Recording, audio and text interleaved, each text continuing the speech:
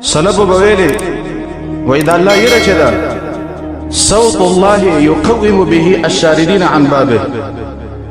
وإذا الله رب العالمين دا يرشد دا الله رب العالمين چابک دے او لخت دا اغا خلق بی الله رب العالمین برابری سوز چې د الله د دروازې نه تختیدلی اغا خلق بی الله برابری.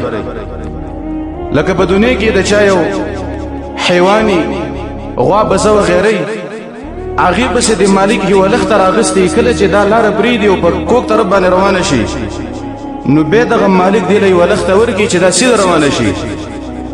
دغه رنګې د الله یره چې دا یو د الله چابک دی د الله یوه لښته ده او هغه خلق په الله رب العالمین برابرۍ کوم چې د الله د لارې نه کاږه شي. علما ذکر کوي وایي کله چې په دې نفس کې د الله یره موجوده نه او دا نفس د الله نه نه یریږي او زړه د الله نه نه یریږي نو د نفس د قسمه قسم مرضونه پیدا کیږي او دا نفس فاسدېږي نفس خرابېږي. علما وایي ما فارق الخوف القلب الا فسد. وایي د زړه نه د الله یره نه جدا کیږي مګر دا زړه خرابېږي زړه نقصان طرف ته ځي. ځکه علما ذکر کوي دا زړه چې دی دا ملک الاعضاء د ټولو اندامونو باچا دی باچا. کله چې باچا خراب شي نو دا رعیت خپله خرابېږي او کله چې باچا جوړي رعیت خپله جوړي.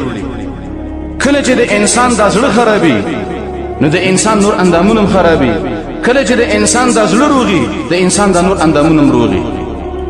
علما ذکر کوي وای دا الله یره چې دا د الله رب العالمین امر دی خپل بندگانو ته کړی دی چې ای بندگانو زمانه ویریږئ.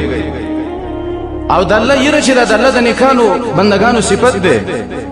په مخکنو خلقو کې داسې سړی نه دی تیر شوی چې هغه کامیاب شوی او هغې کې د الله یره نه که انبیا دي که صالحین دي که شهدا دي که صحابه دي دا ټول چې کامیاب شوي دي د دې مهمه وجه دا وه چې دوی د الله رب العالمین نه ایرېدل.